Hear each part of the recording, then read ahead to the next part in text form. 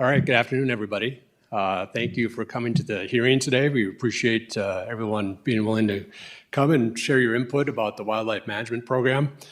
Just to introduce myself, I'm Interim Captain Chris Helmick of the Fargo Police Department, and I'll be moderating the hearing today. First of all, I want to apologize for the short notice. I know a lot of people that emailed ahead of time weren't able to make it today because of work schedules or what have you, and it wasn't ideal, but what we're trying to do is get things done before the next city commission meeting, so we're kind of on a tight timeline, but we still wanted to try and set something up later in the day to give people hopefully an opportunity to come and share their thoughts on this program. So for those who were able to make it, I really appreciate it, and we'll give you a chance here to speak. So what I'd like to do is just give a little bit, just a short presentation on the police department's standpoint on this program, and then we'll open up the mics for the folks that registered to speak today. And I'll go through some of those ground rules when we get to that point. But what we're going to do is all the input that's given either today or that was sent to us by email, we'll compile all that information and prepare a packet for the city commissioners, and the commissioners will review that and make a final decision about the future of the program. So your input is going to be part of that overall package. And the plan that we're shooting for is to have this ready for the city commission this coming Monday on June 28th. So that's, again, why we have the short timeline on this. So with that, we'll get started with the short presentation, and then, like I said, we'll open up the mic for the people who registered to speak today. To get started, the wildlife management program started here in Fargo back in 2006, and so it's been running for about 15 years. Obviously, it was set up at the time because of complaints about deer population in the city, and really the only change that's happened to the program in that period of time is turkey hunting was added back in 2013, and in addition, they allowed electronic registration. But other than that, the program has remained fairly steady. Should be noted that over the course of the existence of the program, the city's population has grown at about 27,000 people. 2005, we had 98,000, and in 2020, the census figures show about 125,000 folks living here in Fargo. Each year in this program, we have roughly 45 participants, and that number has been fairly steady for the last several years. Lieutenant Matt Sanders, who I know a lot of you have interacted with in the past, who's managed this program, put together some statistics about some of the harvest rates and other information that we thought would be of interest during this presentation. Over the course of the last 15 years, we've harvested about 352 deer. We've only harvested about 9 turkeys. We've had 45 deer that were hit but not recovered. And of concern is that we've had 144 archery shots that were missed. But what we don't know is whether or not those arrows were recovered after the miss.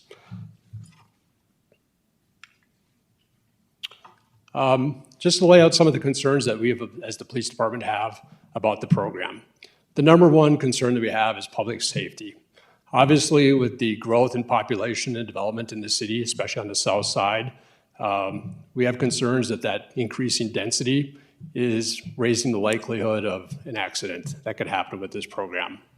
And even some of the emails that were sent to me, some of the hunters even talked about having interactions with folks out in the wooded areas or out on the trails in those particular zones. And so it does happen. Also, along that same line is the increased traffic or foot traffic that we're seeing on the recreational trails in the city and the expansion of those trails. And the more that people are getting out and using those, we feel that there's an increased likelihood of something happening.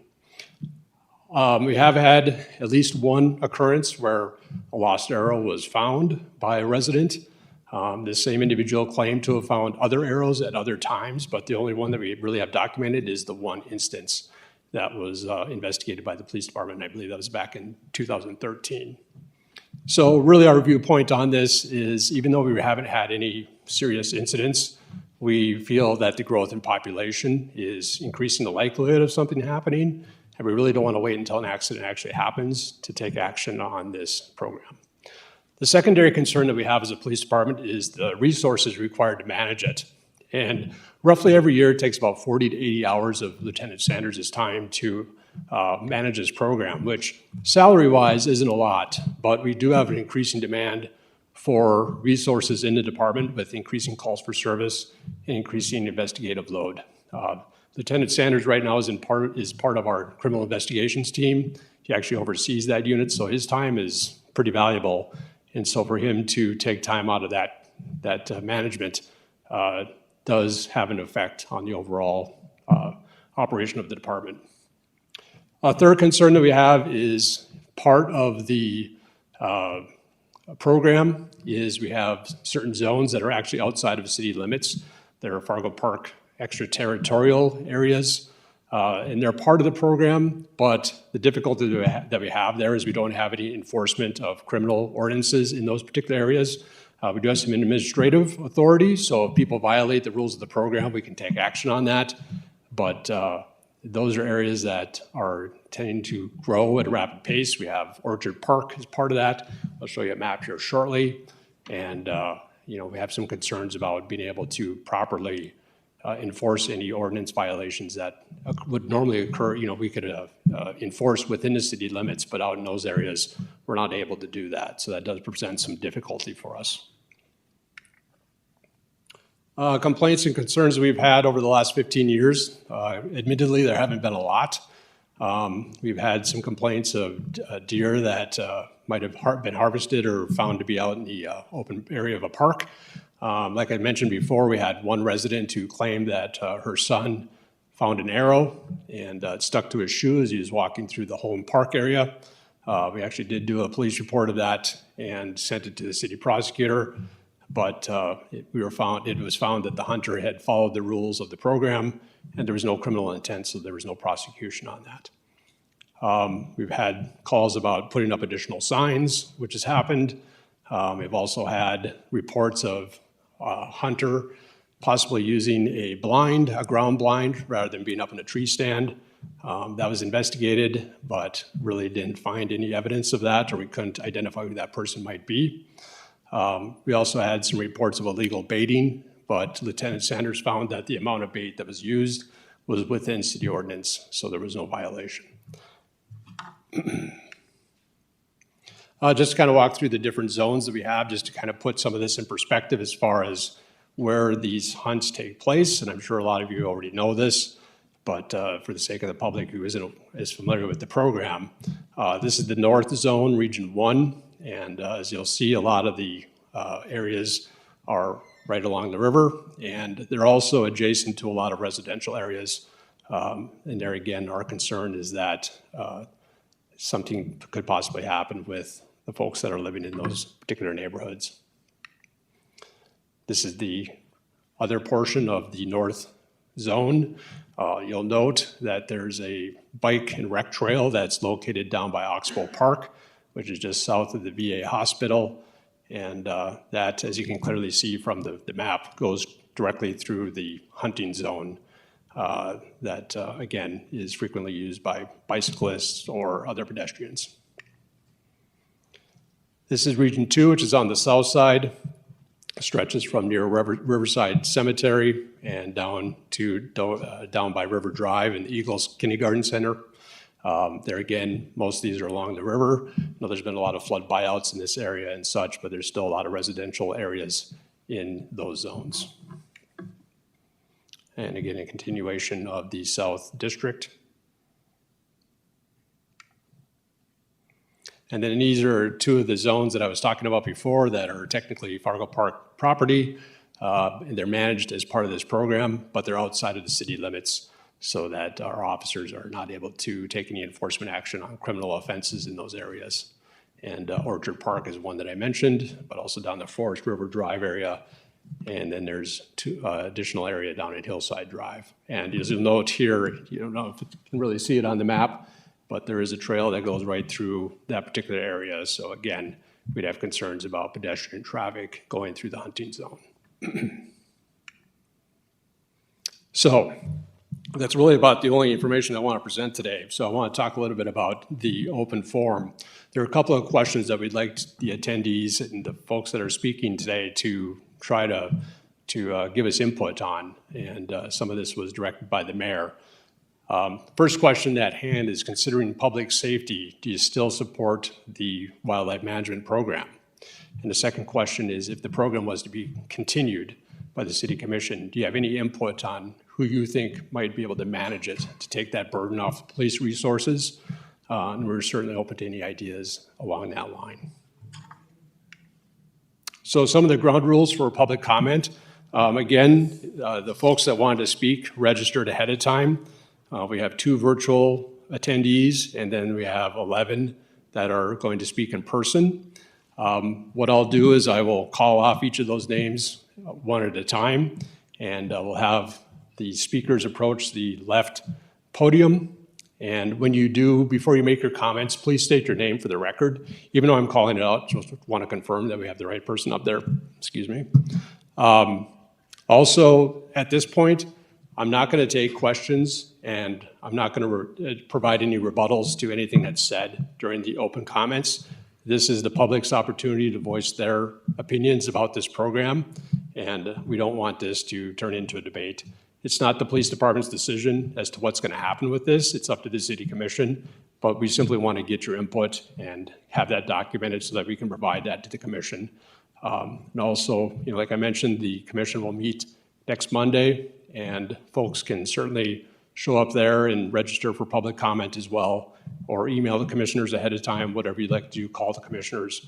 That is certainly within your rights to do that. So, like I said, I don't want to get into answering questions or getting into a debate with anyone. I know there's going to be a lot of passion in this room. I appreciate that. And that's why we're here, is to get your input.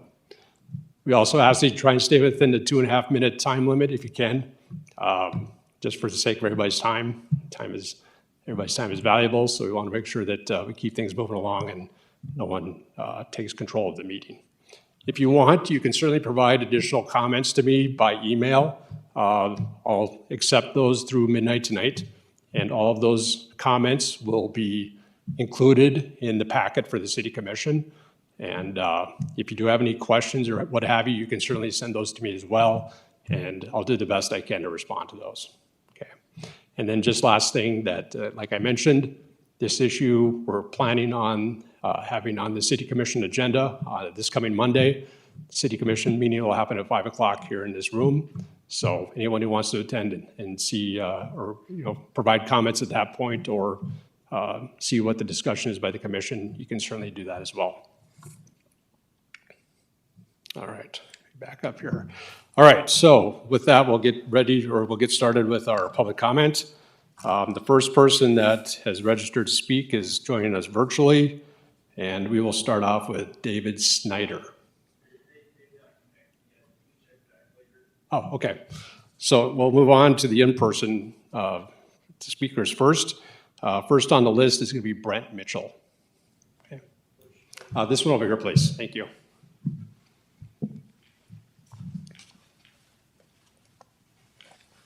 Mic on the right? Yes. Okay. Should be active. Hello, my name is Brent Mitchell, and I thank you for your time and listening, and I want to speak in favor of the program. I am a City of Fargo resident and have taken part in the program for the last 3 years. In each of those 3 years, I have successfully and safely harvested my allotted 2 animals. In that time, I have interacted with a number of people in the populace. I've been on stand and had families come up to me. I've been on stand and have dog walkers come up to me and bicyclists come up to me. It's not a cause for, we're not boogeymen sitting in a tree, we're people. I've had conversations. Frankly, I was very hesitant and worried when I first started the program of talking to people about it. The city has presented the program in a very quiet light. Don't talk too loudly about it, or it's going to get canceled. And I think that's wrong. I think the public needs to know it's there.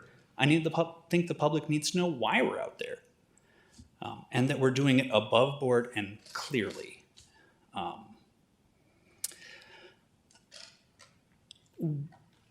The most surprising thing is the public I've talked to outside of the stand have been overwhelmingly in support of it. I've been asked if, can you take more than 2? You talk to people, especially on the north side, the more established neighborhoods, and you can't have landscaping of any green variety. You can't plant a new tree because a deer is going to eat it. They're pests, which is a terrible thing for wildlife to be. They're a resource that needs to be managed, just like any other resource or animal within the city. I think the Park District has a large amount of the land that's involved in the program, and the management of that should likely fall underneath there. And from a safety standpoint, you just heard the statistics. Those are anomalies of anomalies. One arrow lost. I hate to tell you folks, when I let an arrow go, I know I'm releasing something that's a deadly implement. I also know I'm dropping about $25 at the ground, and I'm not gonna leave that be just because I forgot it. Again, let's talk about it, folks. Let's not try to make this something that we're afraid of discourse on. Let's be above board. Thank you. Thank you, Brent. Appreciate it. Next, we have Nick Ackerman. Okay. And the audiovisual people, folks asked if you could face forward when you're speaking because we're on camera. Way? Yes, please. Okay. So as stated, my name is Nick Ackerman. So again, I'd like to begin by saying thanks for holding this hearing here for us. Participants of this program, I too participate, am very much in favor of it.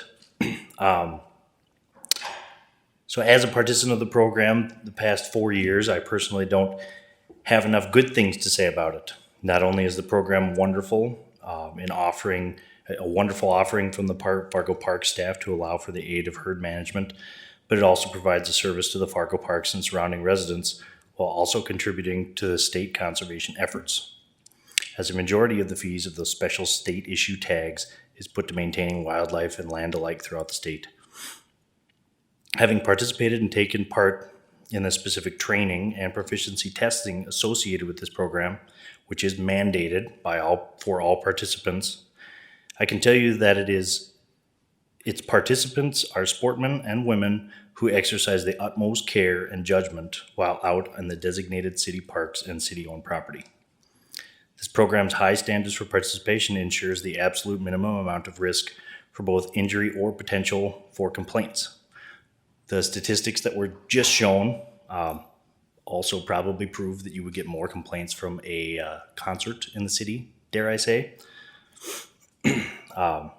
My friends who participate in the program and I have had no negative interactions with other citizens in the park. Often they will talk to us and provide sightings, ask us about the program. And in many cases, some of us have had pleasant notes left in our windshields wishing us good luck. Just a little bit of extra information from this comparing to the state. So on average, since starting the program in Fargo, harvest rates are higher than those of the state, surpassing rates of even record years. In 2017, for instance, a record number of hunters statewide participated in the archery season, 28,481 in total with a 39% success rate. The success rate of those of us participating in the management program in Fargo was 49, and an overall lifetime average of 42%. Is that my time? I'll end.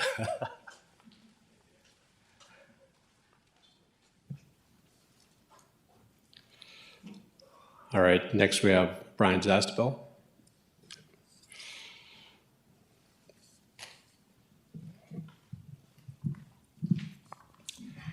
Thank you. My name is Brian Zastapel, and thank you for giving me the opportunity to speak to the Wildlife Management Program. I'm very familiar with the program, and I've been involved in most years since inception, starting in 2008. From the very early stages, again, just for the background, again, even per the City of Fargo website, the program was stood up based upon the citizen complaints in the Red River corridor, And the Fargo City Commission tasked the police department to identify maybe a potential solution. A committee of the police department, park district, and city attorney, and also North Dakota Game and Fish Department, were established to address the deer problem. They came up with the City of Fargo Wildlife Management Program. I'd like to address some of the issues raised during the June 1st commission meeting. As far as for the effectiveness of the archery program as a population management tool, I'd like to comment in just a quick Google search, found numerous communities, including like Bismarck, North Dakota, City of Duluth, Maplewood, Shorewood, Burnsville, and Minnesota, that are comparable communities to ours that also have very similar programs. From the biology perspective, we all understand this is a management program. It's not intended to be an eradication program, such as a potential like a sharpshooting program. Understand that the City of Fargo, the deer population here is fluid. The deer move freely between Minnesota and the Fargo, North Dakota side of the river for at least 4 months out of the year across the ice. It was mentioned that potential of a sharpshooting program might be a replacement tool. With that being said, understand that you're not going to eradicate deer just because of the natural movement across the river and so on. So I also contest that the archery program has the ability to distribute the pressure of the deer over a wider area over a longer period of time than any sharpshooting program might do. As far as for the deer numbers killed in the program, I would contest that 352 deer over the life of the program is very big, and also does not take into account the multiplier effect of the deer that would have the potential to reproduce. For anybody who's not familiar, my apologies. So, sorry about that. So, one quick paragraph here. As far as potential solutions, I would recommend that the program that this season goes on as is, and I would recommend that a work group be established after the season with the interested parties and have a hunter, potentially a hunter representative involved in that work group. So, thank you. All right. Thank you, Brian. And yeah, just for future reference for the speakers, you'll hear the first beep. That's kind of a warning that your time is coming up, and then you'll hear the beeps continue. So apologize for the confusion on that. Okay. All right. And at some point, your mic will shut off. So you'll know at that point that your time is really up. So it shuts mine off too, it looks like. So. All right. Next, we have Jeffrey Miller.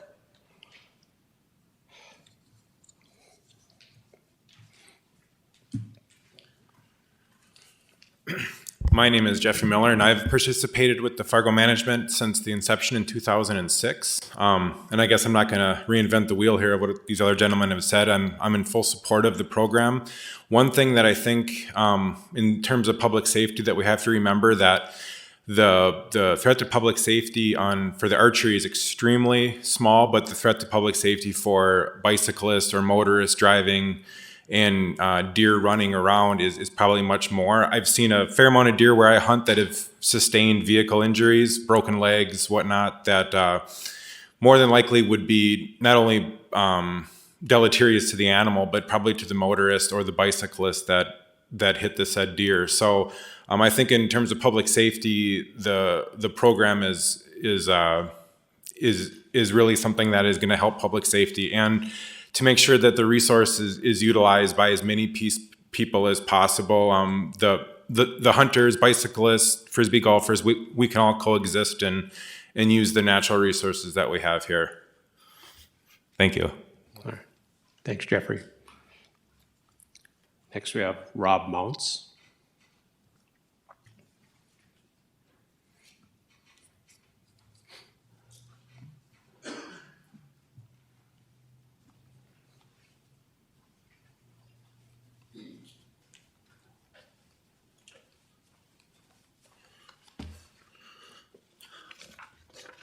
Thank you.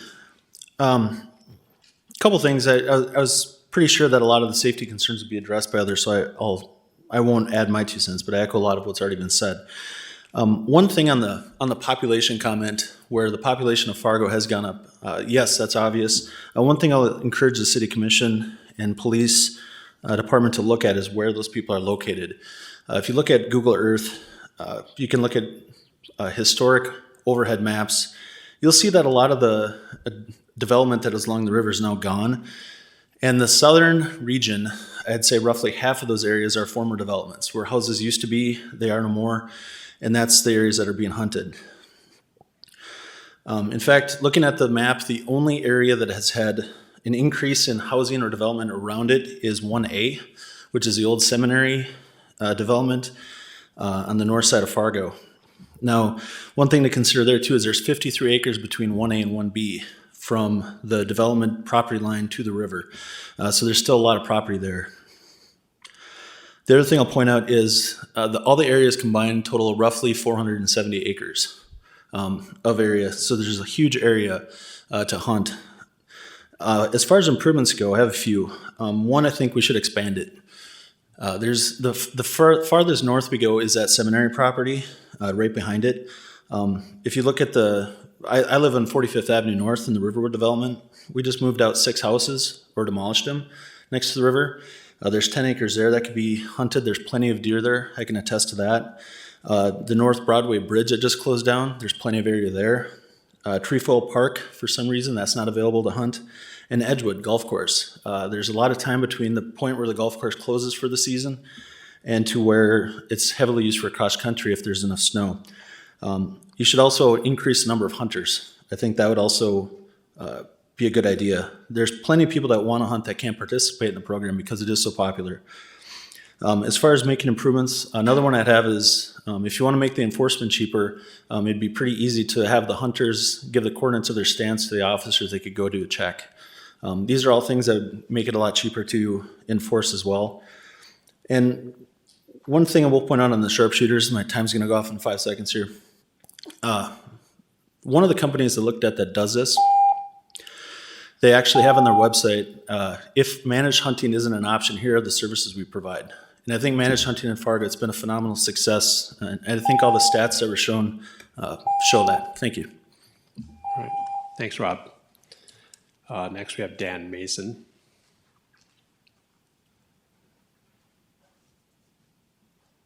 Dan Mason. All right, we'll move on to Terry and Renee Quat. Hopefully I pronounced that last name. Okay.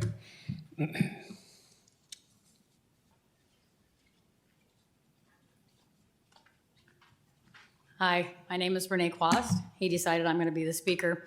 I only have a couple things to say. I 110% support this program. It's our deer for the season because sometimes you don't get a rifle license to shoot in other areas. So when he shoots in this program, that pretty much guarantees us a deer and my 2 kids a deer. So I 100% support this program. The only other thing, my suggestion, and I've heard a couple people say it, is that through the years since he's been doing this, they pick 45 people. I think they should take every year the top 10 harvesters and automatically put them in the program and then pick the other 35. Because in that way, you know that you're going to get at least so many harvests. And I know that we've talked about this before, there's certain times where people put in for it, but then they never hunt. So out of 45 people, maybe only 32 of them hunt. So you've got that many openings where people aren't even hunting. And I just think that the people that go out there and do it every day and harvest them for the reason of having the meat, which is what we do it for, they should be allowed to be able to do it every year. That's it. That's all I got to say. Thank you, and I love this program. Thank you. Appreciate that. Next, we have Jacob Skansberg.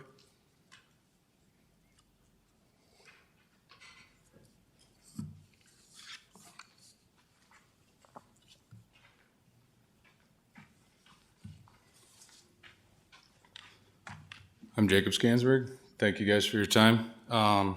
Pretty much everything I wanted to cover has been covered.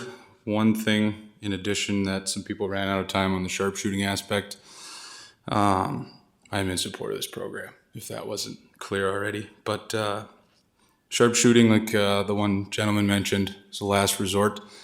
I I guess the last question on the two questions you posed hasn't quite been answered as clearly.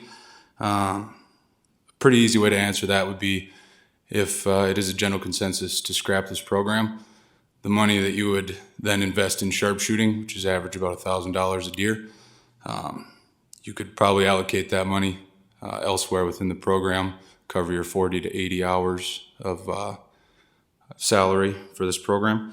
But yeah, I've been a Fargo resident for 4 years, have not been able to even get in the program. I didn't know about it for the first two, so the secrecy of the program as far as keeping it that way so it doesn't raise too many alarms, I guess.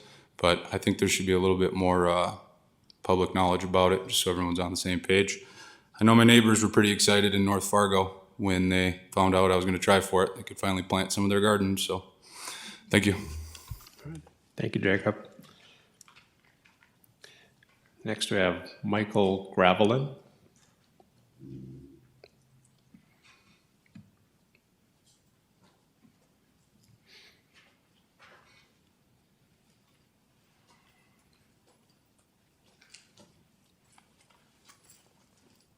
Hello, my name is Mike Gravelin, and I'm for the program.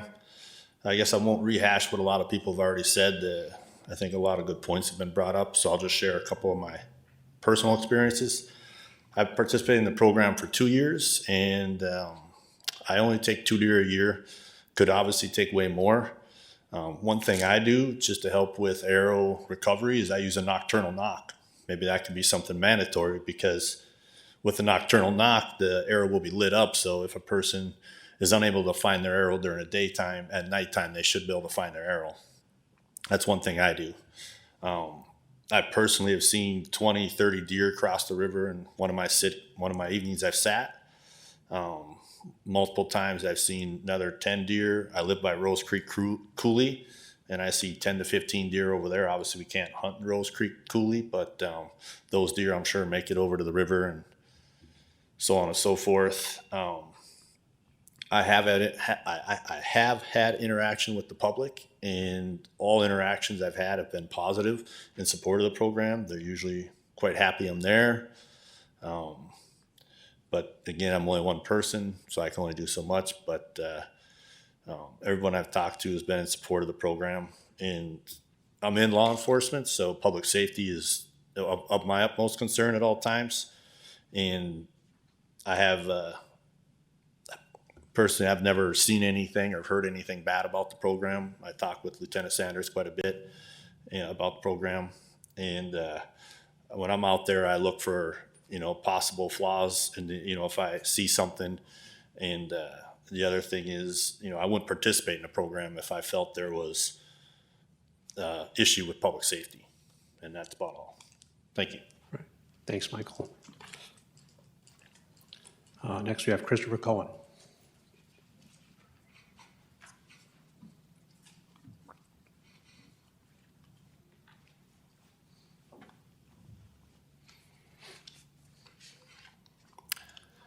Yeah, I'm Christopher Cohen, and I'm a 15-year Fargo resident. I oppose the current wildlife plan involving the killing of deer.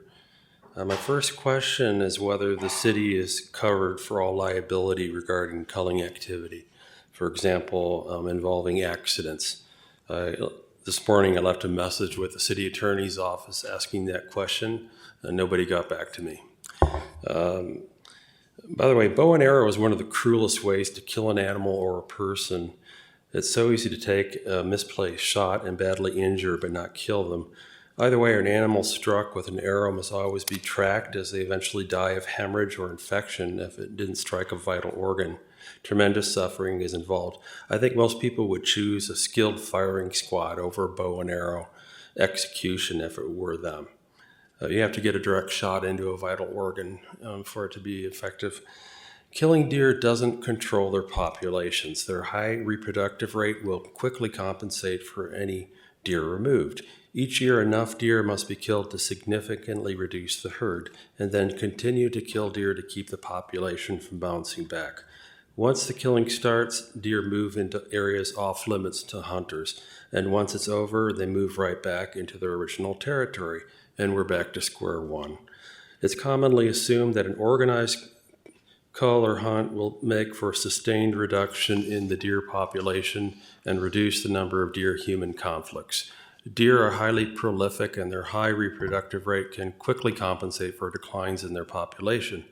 When deer numbers are reduced after killing programs, the remaining female deer may respond to greater food abundance by giving birth to twins or triplets. Even normal reproduction is more than sufficient to compensate for a population reduction from killing programs. Fawns also have higher survival rates and earlier onset of sexual immaturity. To be successful, a killing program must not only significantly reduce the deer herd, but it must also sustain enough pressure to prevent this bounce back effect, while also preventing deer from surrounding areas from wandering in. All of these requirements pose an insurmountable challenge in most urban and suburban communities. A more effective alternative is a non-lethal deer management plan focused on resolving conflicts with deer, not reducing deer numbers. We can address conflicts through practical, humane, sustainable process that everyone can get behind, such as deer-resistant plantings, repellent, physical barriers, and scare tactics. Thank you. Thank you, Christopher. Next speaker is Paul Spiro.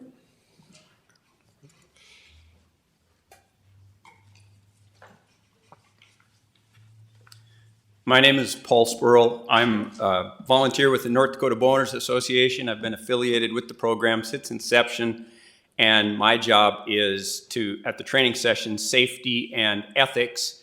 I've been a National Bowhunter Education instructor for over 40 years, North Dakota Game and Fish instructor for over 15, and personally I've bow hunted, which is unbelievable. This will be my 50th season in North Dakota.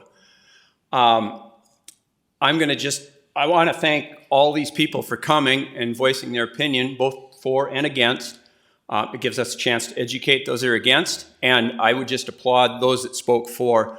It, I think, shows that we've done a good job of preparing them, which makes me proud. Our safety record has been perfect, and it will continue to be so. One thing I have learned from this is that ongoing, we can make a point of emphasis on the safety. Currently, hunters are required to be 10 feet up above the ground, and that's to force the arrow down and make it safer, so the arrows tend to stick in the ground rather than skipping off. We've had no issue with arrows. The lost arrows, we've never surveyed. We don't know how many of those 144 misses have been picked up. We could add that to the survey. We could also make that a point of emphasis. Like the gentleman suggested, the lighted knock would enhance the chances of finding those arrows. But the training can be adjusted to make this great program even better. And I think it's a great program that needs to stay in place. It's been effective. It's fulfilled every single aspect of the goals intended from the beginning. And I think going forward, it will just become better and better. And as Fargo grows, our goal every year, and these gentlemen and ladies have done a great job, our goal is to be invisible. And the public is going to be on those paths more and more often, and we will just emphasize that fact that there's going to be more and more people, general public, and we'll just continue our great track record moving forward. So thank you much. Thank you, Paul. Last call for Dan Mason. Okay. Did we get our virtual? Nobody? Okay. So that is everybody on our list of people that registered to speak. I think I lost my, oh, there we go. Again, thank you for everyone who came to attend. And as I mentioned earlier, you can certainly still send me emails, and I'll still compile those comments for our final packet for the City Commission through midnight tonight. And again, the City Commission meeting is planned for next Monday at 5 p.m. And that agenda should be published by Friday this week, typically. So if you want to come at that time and make further comment, you certainly are welcome to do that. So again, thank you for your time today. Appreciate everyone coming and giving the input.